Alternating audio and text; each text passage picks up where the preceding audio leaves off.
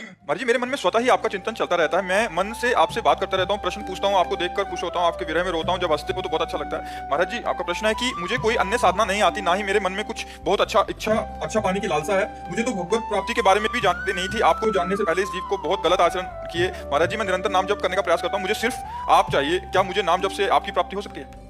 भाई हम तो ऐसे ही प्राप्त है, नाम जप की क्या जरूरत। नाम जप से तो हमारे आराध्य देव की प्राप्ति होगी। हम तो ऐसे ही आपके हित मित्र हैं, सबके मित्र हैं। चराचर जगत में हम सबके मित्र हैं, सबके सेवक हैं। हमारे स्वामी की प्राप्ति की याचना करो, हमारे प्रभु की प्राप्ति की याचना करो। और हमारा स्वरूप वही है।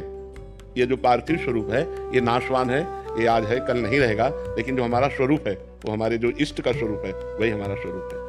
जो प्रिया प्रीतम है वही हमारा स्वरूप है, वही हमारी आत्मा है, वही हमारे प्राण है। तो अगर वास्तविक हमसे मिलना है तो प्रिया प्रीतम से मिलना है। प्रिया प्रीतम से मिलना ही हमसे मिलना है। समझ पा रहे हैं आप? इसलिए खूब नाम जप करो और प्रिया प्रीतम की प्राप्ति की चाह करो, तो वही हम सेवा में मिलेंगे आपको।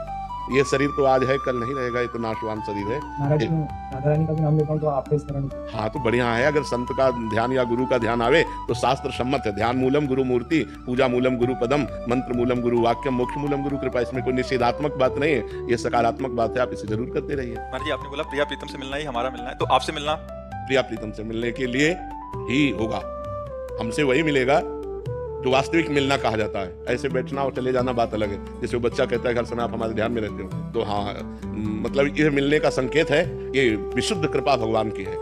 अब भा भरोसा हनुमंता, बिनु हरि कृपा मिले नहीं संता। अगर संत चिंतन चल रहा है तो जो हमारे अंदर चल रहा है वही उसके अंदर चलने लगेगा, ऑटोमेटिक चलने लगेगा। क्योंकि हाँ बिना साधन के, क्योंकि वो ध्यान कर रहा है ना हमारा, तो जो हमारे ध्यान का विषय उसके हृदय में आ जाएगा। ये बहुत बड़ी बात है। किसी संत का निरंतर ध्यान रहना, उसका चिंतन रहना, मतलब उसके हृदय का पूरा सिस्टम अपने हृदय में जागृत कर लेना। ये तो कोई कर ही नहीं पाता ना। संत के प्रति इतनी बढ़िया भाववृत्ति कहाँ बन पाती है कि हमारा समय किसी संत सदगुरुदेव के चिंतन में रहे कि हमारे इष्ट तो यही है, गुरु ब्रह्मा गुरु विष्णु गुरुदेव महेश्वरा, गुरु साक्षात परब्रह्म तस्मै श्री गुरुवे नमः। मैं अपने परब्रह्म का चिंतन करता हूँ, मुझे किसी और परब्रह्म की जरूरत नहीं। ये जो दिखाई दे रहे हैं यही हमें प्राप्त हो जाए, तो उसको जो उनके अंदर चल रहा है वो उसके अंदर चलने लगेगा।